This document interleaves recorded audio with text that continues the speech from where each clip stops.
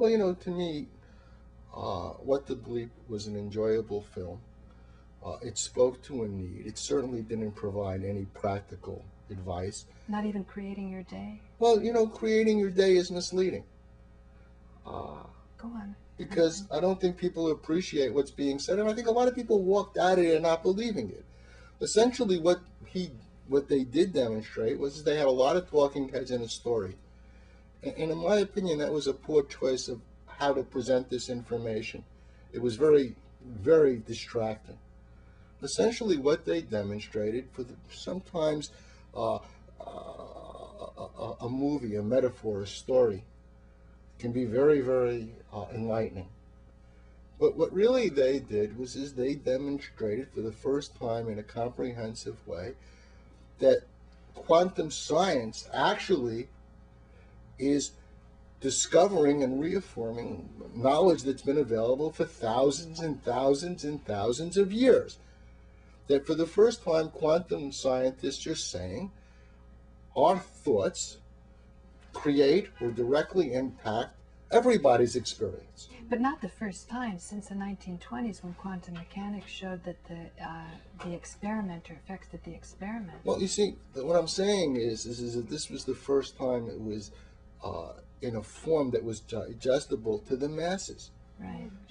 Quantum focus, or rather quantum physics, when you talk about quantum physics, you're talking about a very isolated subgroup of scientists. Mm-hmm. And most scientists shun them. Most scientists don't want to know what they're discovering. But you know why I think they don't want to know? Because if you can create your reality in yoga and in Ayurveda, Ayurveda is a whole system of herbs and how the herbs act.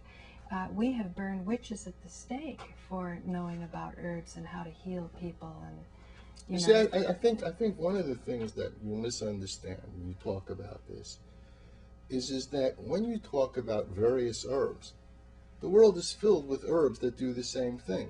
And in my opinion, the most powerful challenge is to recognize your own local medicines. Not look and say, oh, it's worked over there, so I'll use it over here. Mm-hmm. There is this tremendous movement of using these wonderful systems in an allopathic way. You also touched on that earlier in your interview. Mm-hmm. And when you use these things allopathically, you dilute them, you insult them. And so this idea of Ayurvedic providing a universal answer, in my opinion, what we have to do is discover the genius, the incredible, exciting wisdom in these things and find how do we adapt it to our local environments. So, to me, if you say this is the herb that fixes this and this herb fixes that, you miss the whole point. But that's what Ayurveda says. Well, but it's talking to an environment. But they were talking, it was proposed in India, it was proposed in that period, in that environment, in that lifestyle. So what you're referring to is we have similar situations here where we eat the vegetables that are grown in the season.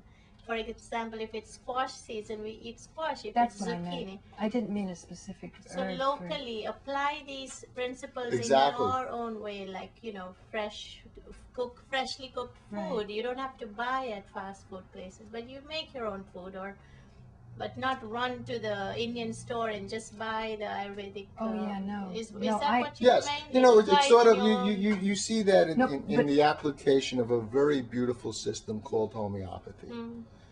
If you were to spend time with classical homeopaths, they wouldn't recognize what we call homeopathy here. Mm-hmm. We have bastardized it, but people say, I use homeopathy. I go to a homeopath. And they haven't got the slightest idea of how foreign what they're doing is to this beautiful system of healing. The same thing is true of Ayurveda.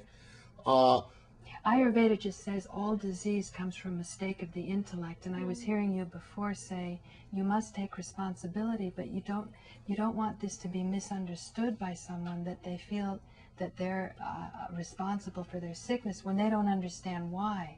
And if I'm hearing you correctly, you're saying that what the Bleep Do We Know doesn't really explain why that works, how we create our reality. They're just, it's been brought to the level of entertainment. Yeah, I think it has. Now, don't misunderstand. Yeah, I yeah. think they did something very important.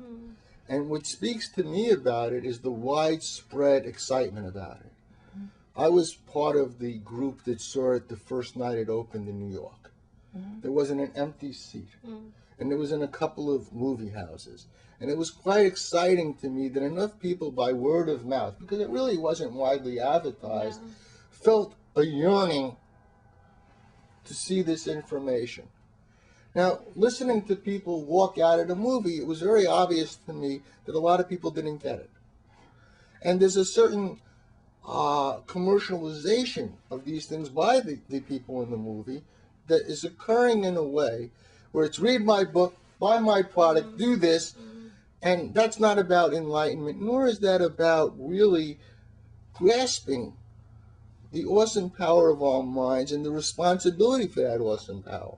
They need a sequel now to explain. Yeah. I think They need to really, and I don't think they understand the practical applications, especially concerning health and healing.